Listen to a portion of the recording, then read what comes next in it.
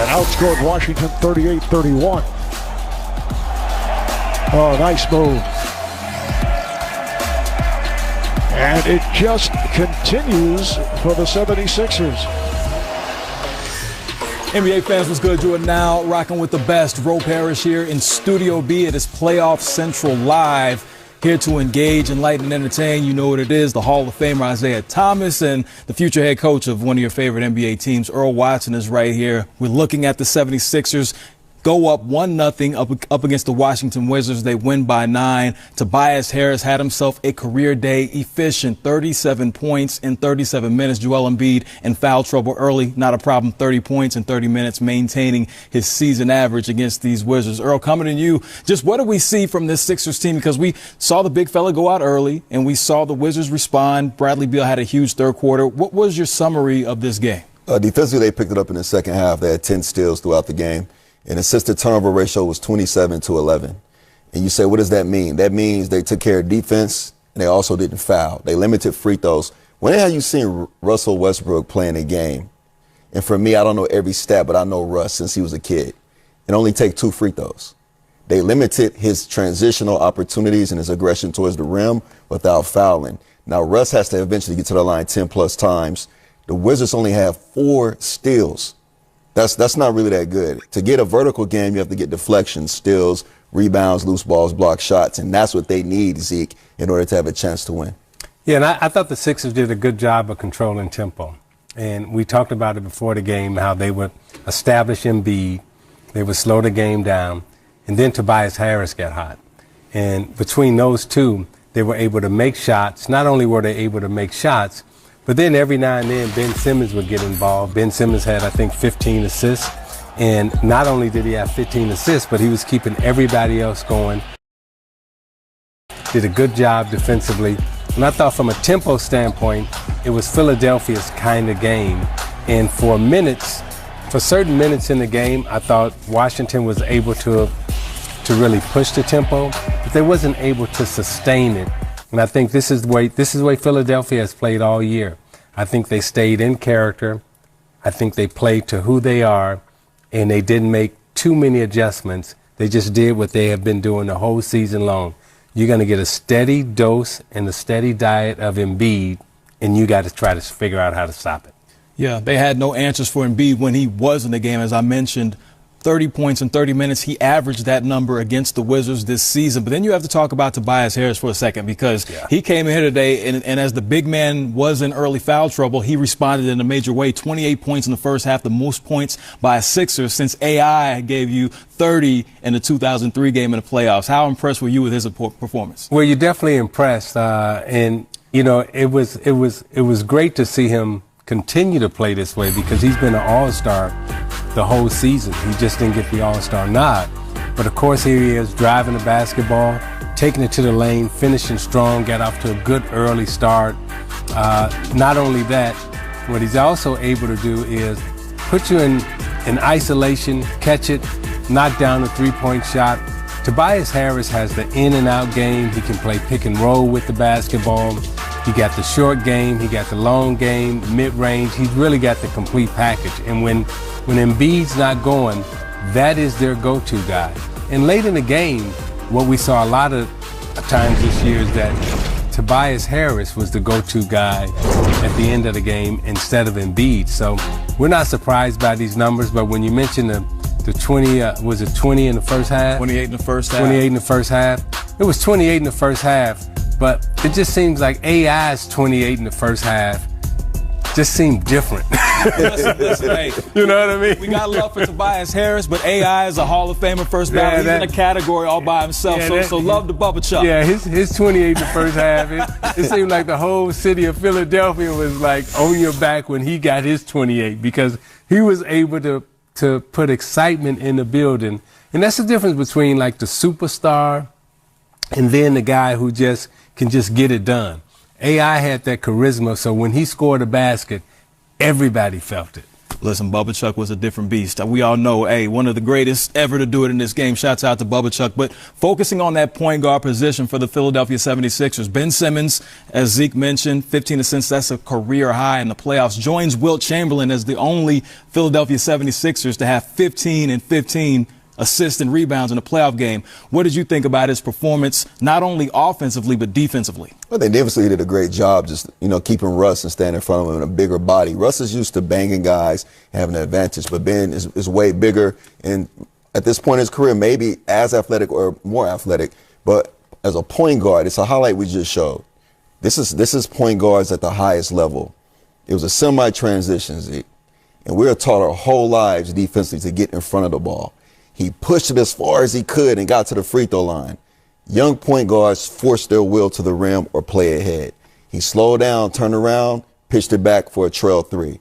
And that is just the IQ he has. He's always looking to make his teammates better.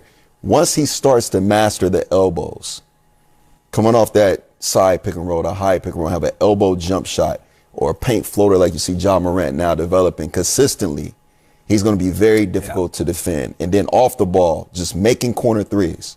That's all you want him to shoot up corner threes. And that's capable. He's capable of doing that because those corner threes are capable shots for him. But the consistency and the reps will eventually grow. And they need that from him in order to win a championship.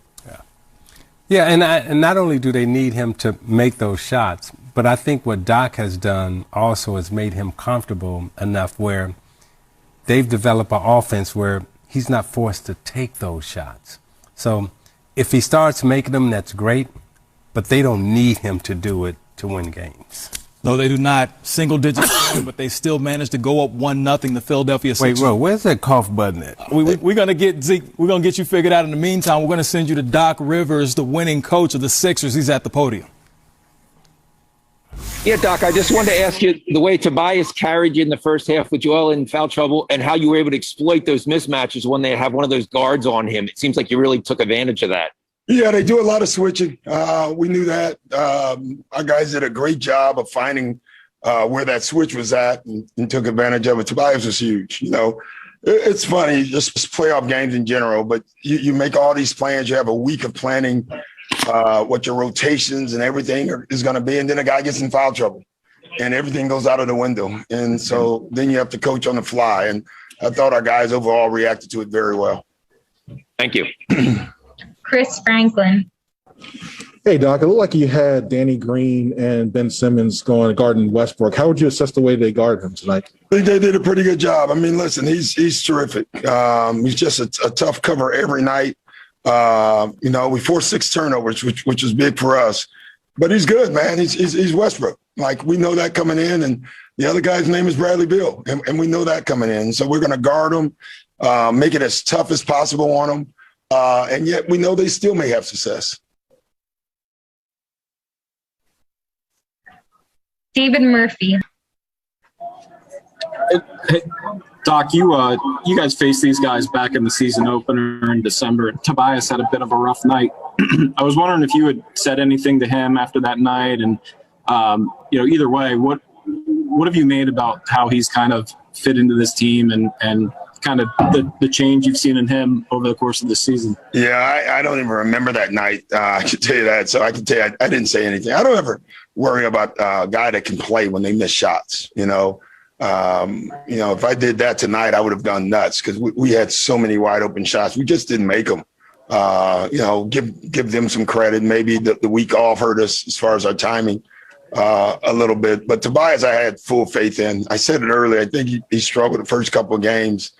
And just from the body of work of coaching them with the Clippers and, knowing them and watching them, what we were trying to do with them in training camp, I just really believed it would take over at some point, and it has. Thanks. Lauren Rosen. Hey, Doc, you've told us all season about how much of an impact Ben makes outside of how many points he scores. 15 rebounds, 15 assists tonight. What did you make of his performance? Yeah, it's funny. Like, I thought he was special tonight. Whoever he guarded struggled scoring. He created so many points for us tonight, off the glass, to three, off transition to three, creating switches that they didn't want to have. I mean, he's a treasure. I mean, he's something that you don't see a lot in this league.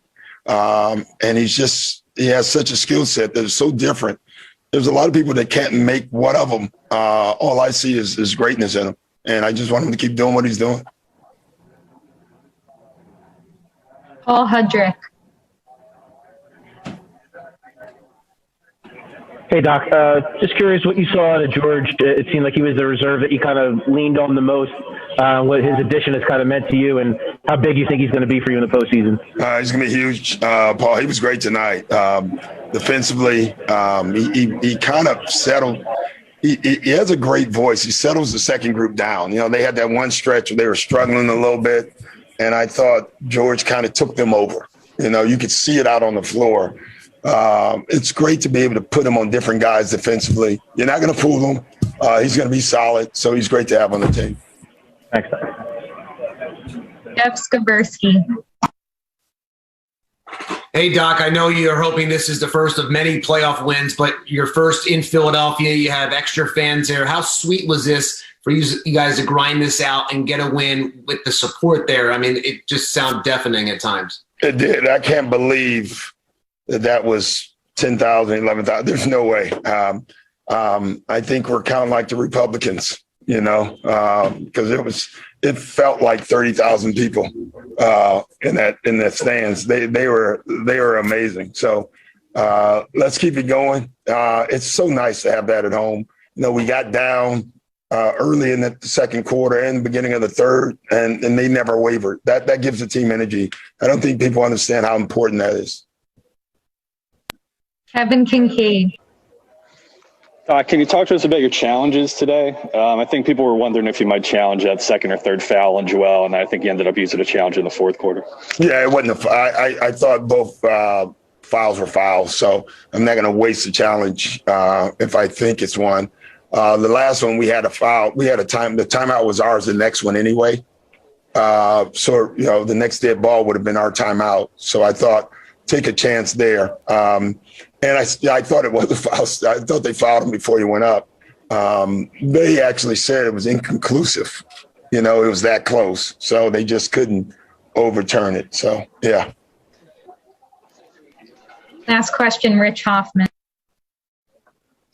Hey, Doc. I was curious what you thought about the transition defense after you made that a point of emphasis this week. I didn't like it at all in the first half.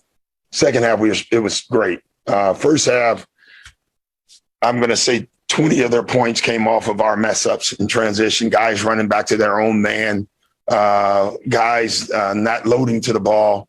I mean, this team over all the teams, they're going to force you to load to the ball and then you know, get back out to your guy. I didn't think we did a very good job of it. Second half, I thought it was great. So we have a blueprint now to watch tomorrow and go over.